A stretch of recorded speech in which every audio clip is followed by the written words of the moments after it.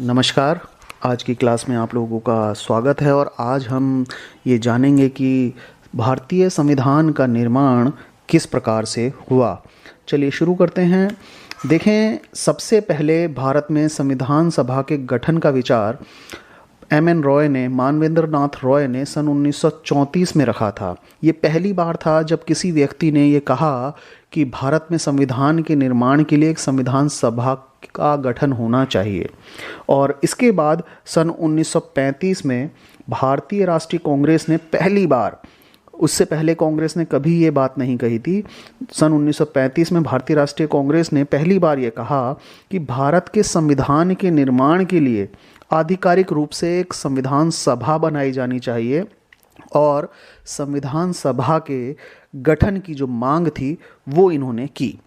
1935 में कांग्रेस के इस कदम के बाद सन 1938 में कांग्रेस की तरफ से पंडित जवाहरलाल नेहरू ने यह घोषणा की थी कि स्वतंत्र भारत के संविधान का जो निर्माण होगा वो वयस्क मताधिकार के आधार पर चुनी गई संविधान सभा के द्वारा किया जाएगा, जिसमें बाहरी किसी भी शक्ति का, चाहे वो कोई देश हो या कोई और, उसमें बाहरी किसी भी शक्ति का हस्तक्षेप नहीं होगा।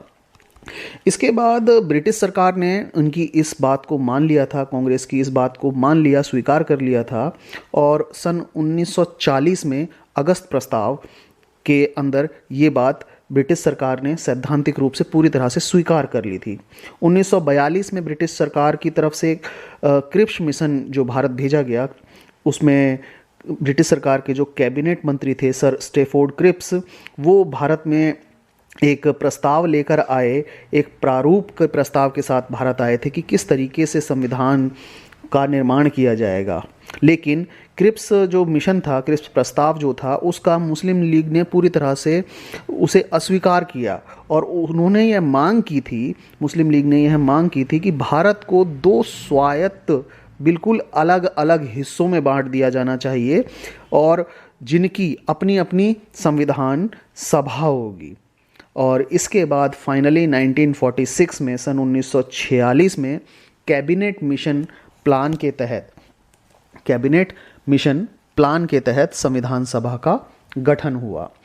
देखें, संविधान सभा में कुल मिलाकर 389 जो सदस्य संख्या होनी चाहिए थी, इसमें से 296 जो सीटें थीं वो ब्रिटिश भारत से और 93 सीटें जो थीं वो किसी देसी रियासतों से, जो भारत के अंदर देसी रियासतें थीं, उन देसी रियासतों से तय की गईं। और फाइनली संविधान सभा के लिए चुनाव जो हुआ वो जुलाई और अगस्त 1946 में हुआ। ये सार्वभौमिक वयस्क मताधिकार के आधार पर संविधान सभा के लिए चुनाव हुआ था। इसमें लगभग 10 लाख सीटों पर, 10 लाख लोगों की जनसंख्या पर एक सीट निर्धारित की गई थी। इसमें जब चुनाव हुए संविधान सभा के लिए तो ब्रिटिश भारत के लिए जो 296 सीटें थीं, उसमें से कांग्रेस को 208, मुस्लिम लीग को 73 और जो छोटे छोटे स्वतंत्र समूह थे उनके सदस्यों को 15 सीटें मिली।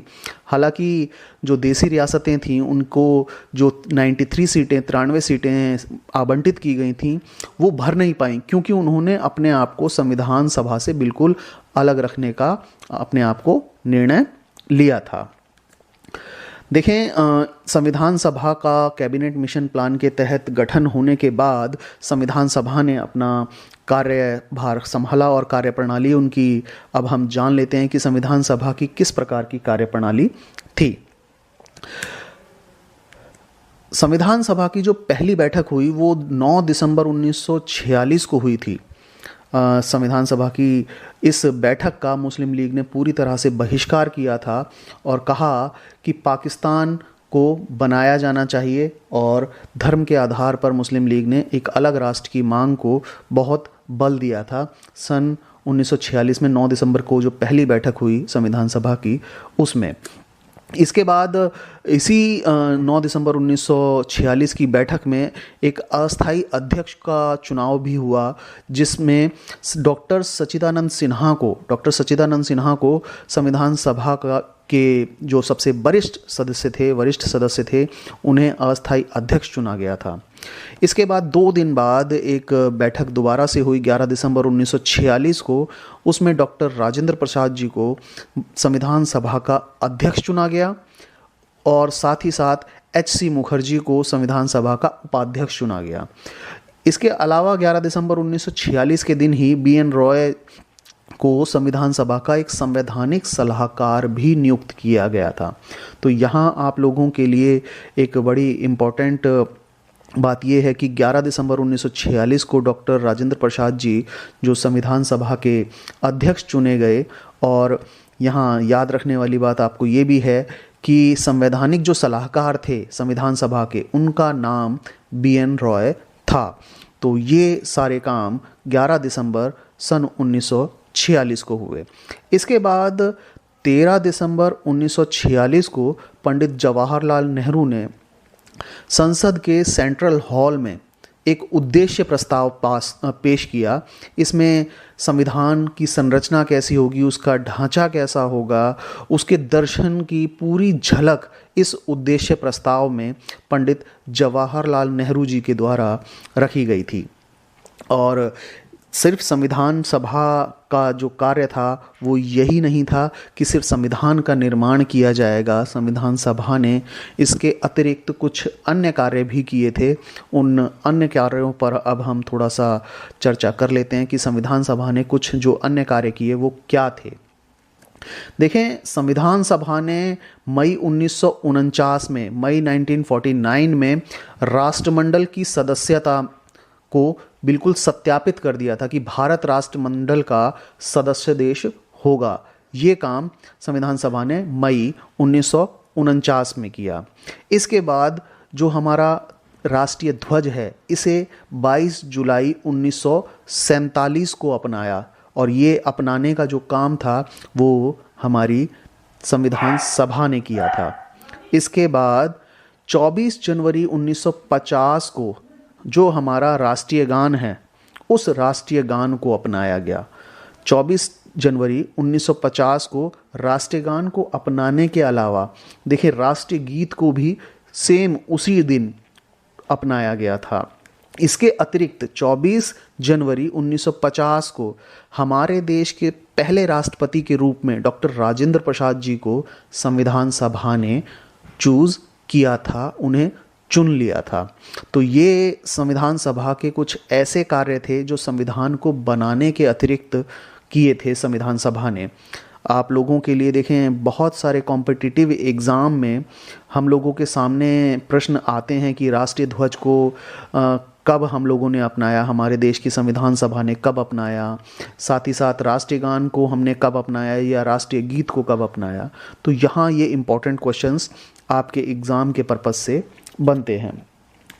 देखें, इसके बाद हम आगे चलते हैं कि संविधान सभा की कुछ समितियां बनाई गई थीं जिनके अपने अपने कार्य थे। तो उन समितियों पर हम सबसे पहले चर्चा कर लेते हैं कि संविधान सभा की कौन कौन सी समितियां थीं, उन समितियों ने कौन कौन से अध्यक्ष काम कर रहे थे उन समितियों में।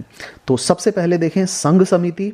संघ समिति के अध्यक्ष पंडित जवाहरलाल नेहरू जी थे और पंडित जवाहरलाल नेहरू सिर्फ संघ समिति के अध्यक्ष नहीं थे, इसके अलावा पंडित जवाहरलाल नेहरू संघ निर्माण समिति के भी अध्यक्ष थे। और इसके बाद संविधान सभा की एक अन्य समिति का नाम आता है जिसका नाम है प्रांतीय समिति और इसके अध्यक्ष सरदार वल्लभ भाई पटेल थे। इसके बाद भारतीय संविधान सभा की सबसे इम्पॉर्टेंट और सबसे महत्वपूर्ण जो समिति थी वो प्रारूप समिति थी जिसके अध्यक्ष डॉक्टर भीमराव अंबेडकर थे। अब इसके बाद मौलिक अधिकारों और अल्पसंख्यकों संबंधी परामर्श एक समिति बनी थी जिसके अध्यक्ष तो सरदार वल्लभ भाई पटेल थे, लेकिन ये पूरी समिति दो पार्ट्स में डिवाइड थी। ये पूरी समिति दो पार्ट्स में डिवाइड थी और इन दो पार्टों में सबसे पहले दो पार्ट जो थे, एक मौलिक अधिकारों के लिए परामर्श करेगी समिति, दूसरी समिति जो थी वो अल्पसंख्यकों के मामलों में परामर्श देगी। और इन दोनों ही कमेटियों का एक जो पूरी कमेटी बनी उसके सरदार वल्लभ भाई पटेल जो थे वो अध्यक्ष थे, लेकिन जो सिर्फ मौलिक अधिकारों की कमेटी थी जो परामर्श देने का काम कर रही थी, उसके अध्यक्ष जेपी कृपलानी, और जो अल्पसंख्यकों के संबंध में परामर्श देने का काम कर रही थी समिति, उसके अध्यक्ष एच.सी. मुखर्जी थे।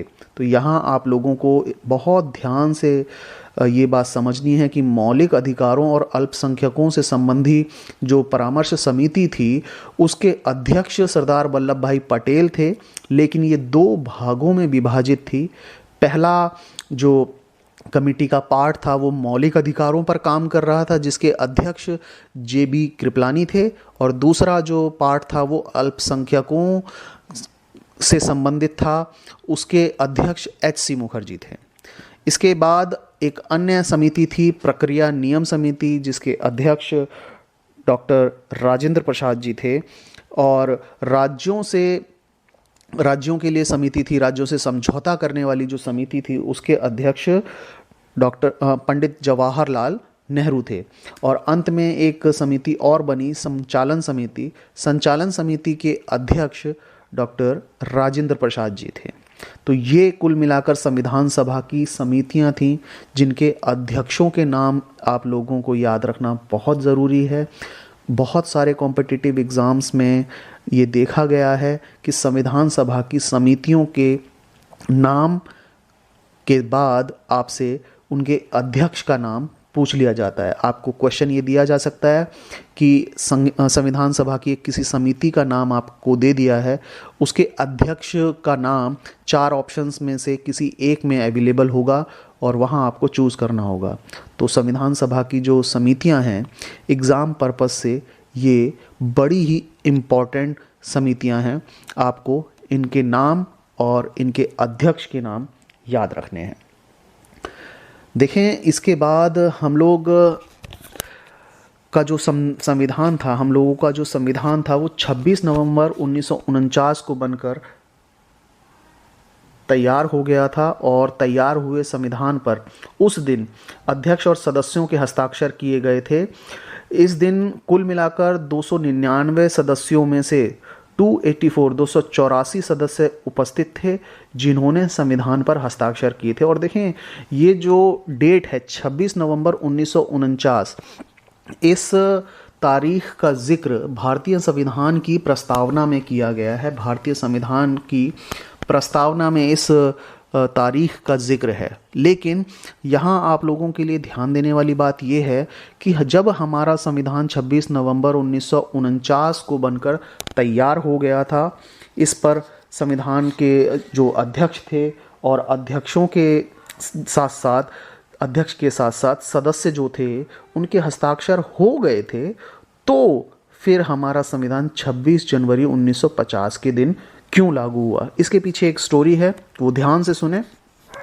देखें, सन 1929 में कांग्रेस का अधिवेशन हुआ था, लाहौर अधिवेशन। वो दिसंबर सन 1929 में हुआ था। उस लाहौर अधिवेशन के अंदर कांग्रेस ने ये कहा कि हम अपने आप को अब से स्वतंत्र मानेंगे और अंग्रेजी सरकार को, ब्रिटिश हुकूमत को हम लोग सांकेतिक रूप से ये संकेत देंगे, सांकेतिक स्वाधीनता दिवस मनाकर, कि हम अपने आप को स्वतंत्र मान रहे हैं। और इसी वजह से पहली बार जो सांकेतिक स्वाधीनता दिवस मनाया गया वो 26 जनवरी 1930 को मनाया गया था। तो जब देखें 26 नवंबर 1949 में संविधान बनकर तैयार हुआ, तो संविधान सभा के जो सदस्य थे उन्होंने ये सोचा कि जब हम सांकेतिक स्वाधीनता दिवस हर वर्ष 26 जनवरी को मनाते चले आ रहे हैं, तो कुछ समय रुक कर 26 जनवरी 1950 में भारतीय संविधान को लागू किया जाए। इसलिए 26 नवंबर 1949 को हमारा संविधान बनकर तैयार जरूर हो गया था, लेकिन उसे पूरी तरह से लागू 26 जनवरी 1950 में किया गया। ये आप लोगों को स्टोरी पता होनी चाहिए। हम लोग चर्चा करते हैं कि भारतीय संविधान के अंदर जिन स्रोतों का इस्तेमाल किया गया, जिन स्रोतों से लेकर भारतीय संविधान का निर्माण किया गया, वो कौन कौन से स्रोत हैं। देखें, भारतीय संविधान में ज़्यादातर हिस्सा 35 के अधिनियम से सारे लगभग कानून नियम लिए गए हैं, लेकिन इसके अलावा कई देशों से हमारे संविधान में कुछ चीज़ें ली गई हैं। जैसे सबसे पहले ब्रिटेन की बात कर लेते हैं कि ब्रिटेन से हमने हमारे देश के संविधान में क्या चीज़ें ली हैं। तो देखें, ब्रिटेन से हमने जो सरकार का संसदीय रूप होगा, पार्लियामेंट्री फॉर्म ऑफ सिस्टम जो है, हमारे देश का सरकार का जो संसदीय स्वरूप है, वो हम लोगों ने ब्रिटेन से अडॉप्ट किया है। इसके बाद हम लोगों ने जो मंत्रिमंडल की प्रणाली है, मंत्रिमंडल का जो सिस्टम है, हमारा कैबिनेट मिनिस्ट्री जो है, ये वाला सिस्टम हम लोगों ने ब्रिटेन से ही अडॉप्ट किया है। इसके अतिरिक्त हम लोगों ने ब्रिटेन से एकल नागरिकता का जो सिद्धांत है वो लिया है। अब ये एकल नागरिकता क्या होती है? देखें, एकल नागरिकता का अर्थ होता है कि आप सिर्फ देश के नागरिक होंगे, अमेरिका की तरह नहीं। स्टेट की नागरिकता वहाँ अलग होती है, देश की नागरिकता अलग होती है, लेकिन हमारे देश में हमारे पास नागरिकता सिर्फ और सिर्फ भारत की है। अब जैसे उत्तर प्रदेश का कोई व्यक्ति है, कोई नागरिक है, कोई उत्तर प्रदेश का रहने वाला है, तो उसके पास उत्तर प्रदेश की नागरिकता नहीं है, उसके पास भारत की नागरिकता है। कोई बिहार का व्यक्ति है तो उसके पास बिहार की नागरिकता नहीं है, उसके पास भारत की नागरिकता है।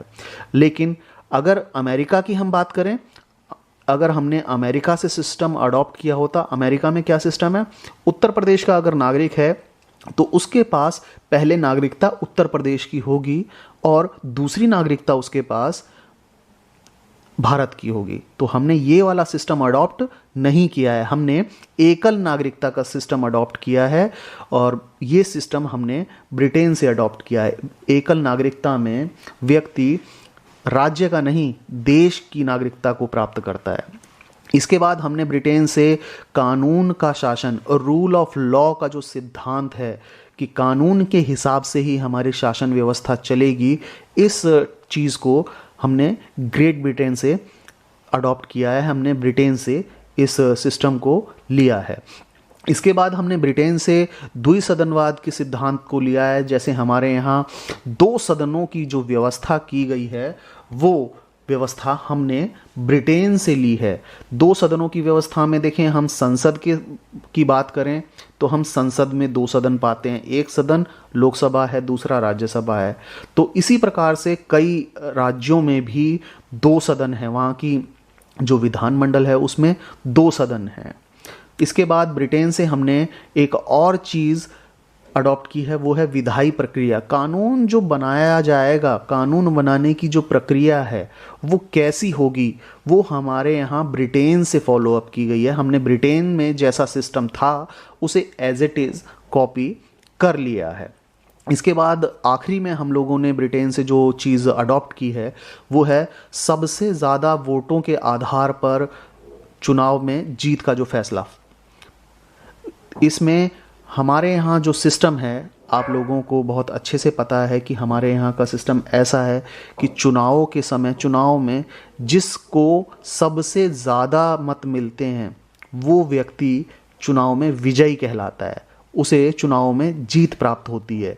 ये जो सिस्टम है, हमने सर्वाधिक मतों के आधार पर चुनाव में जीत का फैसला, ये हमने ग्रेट ब्रिटेन से प्राप्त किया है। तो देखें, कुल मिलाकर हम लोगों ने ब्रिटेन से इतने सारी चीज़ों को अडॉप्ट किया है, इतनी सारी चीज़ों को हम लोगों ने ब्रिटेन से लिया है। इसके बाद हम लोग चर्चा कर लेते हैं कि अमेरिका से हमारे देश के संविधान में कौन कौन सी चीज़ें ली गई हैं। तो देखें, सबसे पहले अमेरिका की अगर हम बात करें तो हमारे देश के संविधान में मौलिक अधिकारों का जो प्रावधान है, मौलिक अधिकारों का जो प्रावधान भाग 3 के अंदर अनुच्छेद नंबर 14 से लेकर 32 के बीच में, स्पेशली अगर हम बात करें तो ये 12 से लेकर 32 तक वर्णन किया गया है। लेकिन हमारे मौलिक अधिकार जो शुरू होते हैं वो अनुच्छेद नंबर 14 से शुरू होते हैं और अनुच्छेद नंबर 32 तक चलते हैं। इन मौलिक अधिकारों के प्रावधान की अगर हम बात करते हैं तो हम ये पाते हैं कि ये वाला सिस्टम, फंडामेंटल राइट्स का सिस्टम, हम लोगों ने अमेरिका से अडॉप्ट किया है। हमने अपने संविधान में अमेरिका के संविधान से इस चीज़ को लिया है। इसके बाद संविधान की जो प्रस्तावना है, ये हमने सिस्टम अमेरिका से अडॉप्ट किया है। और संविधान की प्रस्तावना के बाद जो न्यायपालिका की स्वतंत्रता है, न्यायपालिका हमारे यहाँ स्वतंत्र रहकर कार्य करेगी, उस पर किसी भी अन्य एजेंसी का, सरकार की अन्य एजेंसी का कोई रोल नहीं होगा। हमारे यहाँ देखें, सरकार के 3 अंग होते हैं, व्यवस्थापिका, कार्यपालिका और न्यायपालिका। तो व्यवस्थापिका और कार्यपालिका न्यायपालिका के कार्यों में किसी प्रकार का कोई हस्तक्षेप नहीं करेंगी। न्यायपालिका पूरी तरह से स्वतंत्र रहेगी, और ये न्यायपालिका की स्वतंत्रता का जो सिद्धांत है, हम लोगों ने अमेरिका से अडॉप्ट किया है। इसके बाद हम लोग बात करते हैं न्यायिक पुनरावलोकन की। तो न्यायिक पुनरावलोकन का जो सिद्धांत है, हम लोगों ने अमेरिका से लिया है। और न्यायिक पुनरावलोकन का अर्थ क्या है, न्यायिक पुनरावलोकन किसे कहते हैं, ये हम आगे जुडिशरी वाले चैप्टर में, न्यायपालिका वाले चैप्टर में हम जानेंगे। देखें, सिंपल सा यहाँ मैं आप लोगों को शॉर्ट में समझा देता हूँ कि न्यायिक पुनरावलोकन का अर्थ क्या होता है।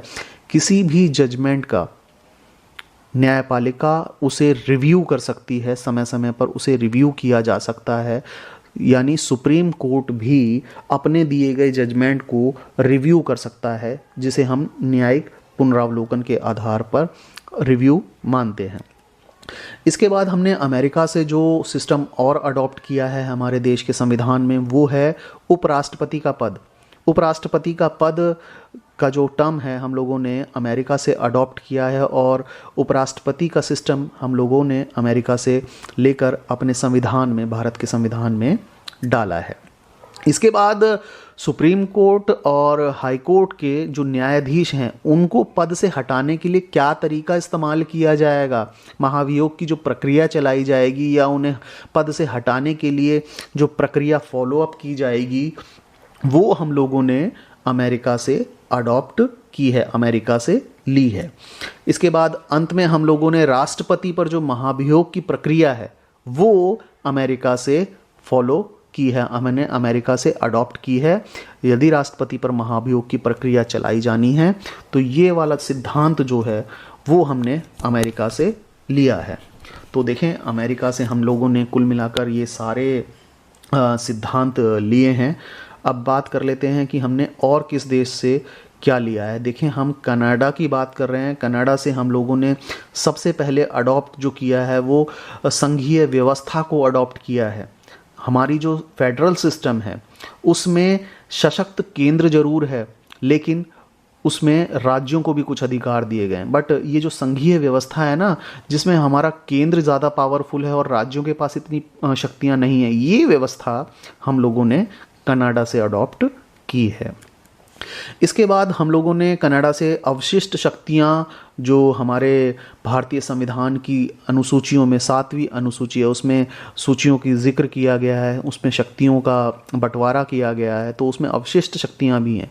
तो अवशिष्ट शक्तियों का अर्थ क्या है? देखें, 7वीं अनुसूची में 3 प्रकार की बातें की गई हैं। एक तो संघ सूची की जिक्र किया गया है, जिस पर कानून बनाने का अधिकार केंद्र सरकार को होता है। राज्य सूची का जिक्र किया गया है, जिस पर कानून बनाने का अधिकार राज्य सरकारों को है। और तीसरी अनुसूची है समवर्ती सूची, जिस पर राज्य और केंद्र दोनों कानून बना सकते हैं, लेकिन समवर्ती सूची के किसी भी विषय पर अगर राज्य ने कानून बनाया हुआ है और केंद्र सरकार उस पर कानून बना दे, तो ऐसी परिस्थिति में केंद्र सरकार का कानून जो है वो मान्य होता है। तो यहाँ इन तीनों सूचियों के अतिरिक्त ऐसा कोई भी विषय बच जाता है जिसका जिक्र ना किया गया हो कि इस पर कानून केंद्र सरकार बनाएगी या राज्य सरकार बनाएगी, तो उसे हम अवशिष्ट शक्तियों में काउंट करते हैं। और अवशिष्ट शक्तियों पर कानून बनाने का अधिकार सिर्फ और सिर्फ हमारी देश की केंद्र सरकार को है। तो ये वाला सिस्टम, अवशिष्ट शक्तियों पर कानून केंद्र सरकार बनाएगी, ये सिस्टम हम लोगों ने कनाडा से अडॉप्ट किया है। इसके बाद देखें, हम लोगों ने कनाडा से एक चीज़ और अडॉप्ट की है, वो है कि जिस तरह से केंद्र सरकार राज्यों के राज्यपाल की नियुक्ति करती है, वो सिस्टम हम लोगों ने कनाडा से अडॉप्ट किया गया है कि केंद्र सरकार राज्यों में राज्यपाल की नियुक्ति करेगी। तो ये जो सिस्टम है हम लोगों ने कनाडा से अडॉप्ट किया है। और अंत में देखें, उच्चतम न्यायालय का जो परामर्शी जो क्षेत्राधिकार है वो हम लोगों ने कनाडा से अडॉप्ट किया है। तो कुल मिलाकर देखें, राष्ट्रपति अगर किसी मुद्दे पर फंस जाता है, राष्ट्रपति को कई बार ऐसा लगता है कि कानून के किसी या संविधान के किसी मसले पर उसे किसी सलाह की आवश्यकता है, तो वो उच्च न्यायालय से, सर्वोच्च न्यायालय से, उच्चतम न्यायालय से परामर्श मांग सकता है। तो ये जो सिस्टम है परामर्शी न्याय निर्णयन का, ये हम लोगों ने कनाडा से अडॉप्ट किया है। इसके अतिरिक्त हम लोगों ने एक अन्य देश से कुछ और भी अडॉप्ट किया है। देखें, हम सबसे पहले फ्रांस की बात करते हैं। फ्रांस से हम लोगों ने क्या अडॉप्ट किया है, तो देखें, फ्रांस से हमने समानता की जो कंसेप्ट है वो हम लोगों ने अडॉप्ट किया है। देखें, फ्रेंच रेवोल्यूशन 1789, इसमें फ्रांस में क्रांति हुई थी 1789 में, जिसमें समानता, स्वतंत्रता और बंधुत्व की बात की गई थी। तो इसमें सबसे पहले हम लोगों ने अपने संविधान के अंदर समानता का जो कंसेप्ट है, अनुच्छेद नंबर 14 से लेकर 18 तक समानता का जिक्र किया गया है हमारे संविधान में। मौलिक अधिकारों में हमें समानता का मौलिक अधिकार प्राप्त है, जिसका जिक्र अनुच्छेद नंबर 14 से लेकर 18 तक किया गया है। लेकिन ये समानता के सिद्धांत को हमने फ्रांस से अडॉप्ट किया है, अपने देश के संविधान में फ्रांस से प्राप्त किया है। इसके बाद हमने फ्रांस से स्वतंत्रता का सिद्धांत भी लिया है, और भारतीय संविधान में हमने स्वतंत्रता के सिद्धांत को आर्टिकल 19 से लेकर 22 तक डाला है। और भारतीय संविधान का अनुच्छेद 19 से लेकर अनुच्छेद 22 तक जो यहाँ के लोग हैं, जो नागरिक हैं, उन्हें किस किस प्रकार की स्वतंत्रता प्राप्त होगी, इसका जिक्र मौलिक अधिकारों के अनुच्छेद 19 से लेकर 22 में किया गया है। तो देखें, हमने फ्रांस से समानता का सिद्धांत लिया, हमने फ्रांस से स्वतंत्रता का सिद्धांत लिया, लेकिन एक सिद्धांत और रह गया जो फ्रांसीसी क्रांति का नारे को पूरा करता है, वो है बंधुत्व का सिद्धांत। अगर आप लोग भारतीय संविधान की प्रस्तावना को पढ़ें तो आप ये पाते हैं कि उसमें एक शब्द का जिक्र किया गया है, बंधुत्व। तो ये बंधुत्व का जो सिद्धांत है, आपसी भाईचारा बनाए रखेंगे हम अपने देश के अंदर, ये सिद्धांत हम लोगों ने फ्रांस से अडॉप्ट किया है। हमने इसके अतिरिक्त आयरलैंड से भी कुछ सिद्धांत भारतीय संविधान में लिए हैं। देखें, आयरलैंड से हमने राज्य के नीति निदेशक तत्वों को लिया है। भारतीय संविधान के भाग 4 में कुछ राज्य के नीति निदेशक तत्वों का जिक्र किया गया है। उन सिद्धांतों को, उन नीति निदेशक तत्वों को हम लोगों ने भारतीय संविधान के अंतर्गत आयरलैंड के संविधान से लिया है।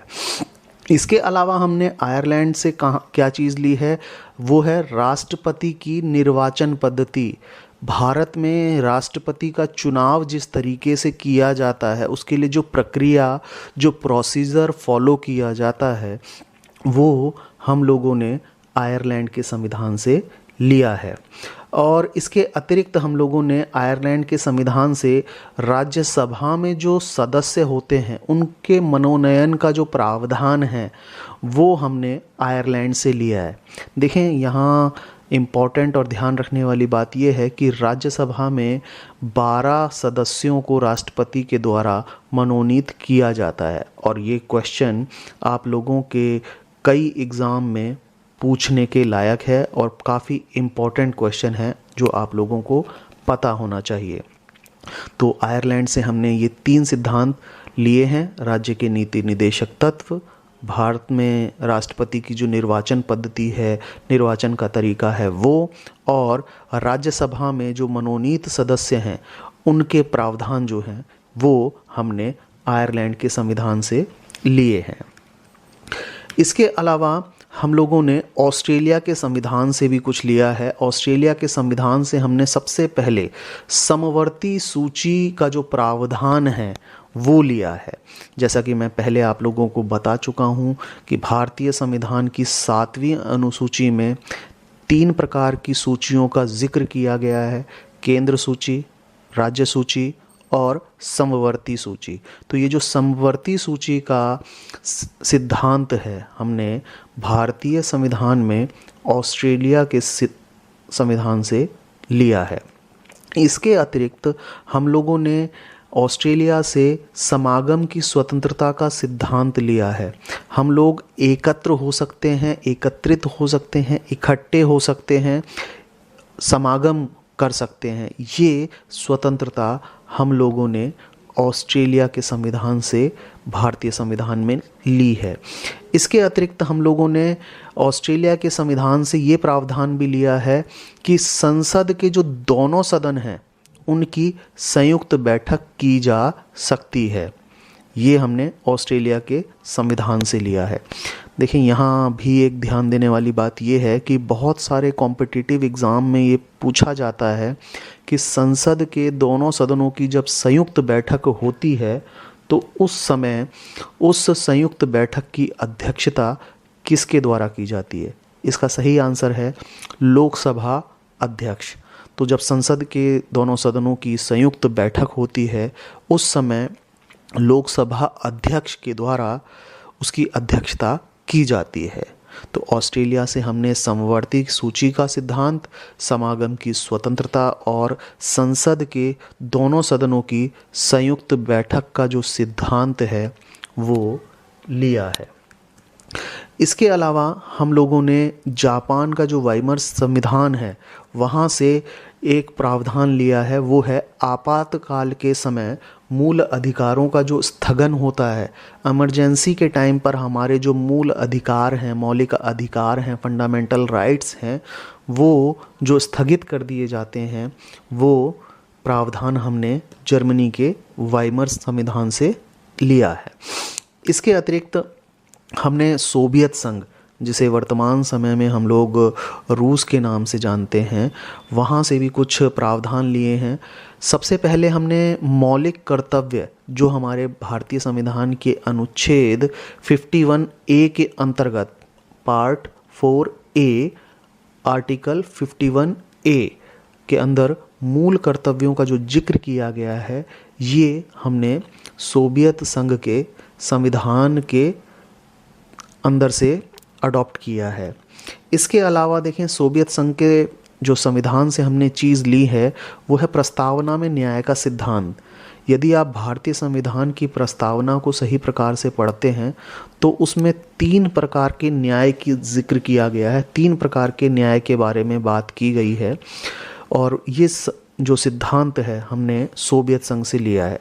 देखें, अब ये प्रस्तावना में जो न्याय का सिद्धांत है वो 3 कौन कौन से न्याय के सिद्धांत हैं।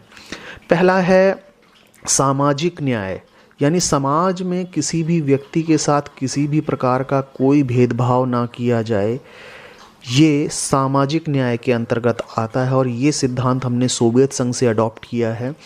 उसके बाद जो दूसरा न्याय का पार्ट है वो है आर्थिक न्याय। अमीरी गरीबी का जो भेदभाव है, अर्थव्यवस्था में जो उपलब्ध संसाधन हैं उनका सही प्रकार से उचित बंटवारा हो, ये आर्थिक न्याय के अंतर्गत शामिल है। ये सिद्धांत हमने सोवियत संघ से अडॉप्ट किया है। इसके अतिरिक्त हमने न्याय में तीसरा पार्ट राजनीतिक न्याय अडॉप्ट किया है सोवियत संघ से, और राजनीतिक न्याय में देश की राजनीतिक गतिविधियों में सभी नागरिकों को समान रूप से एक बराबर पार्टिसिपेट करने का पूरा अधिकार होता है। ये राजनीतिक न्याय है। तो सोवियत संघ से हमने ये चीज़ें अडॉप्ट की हैं।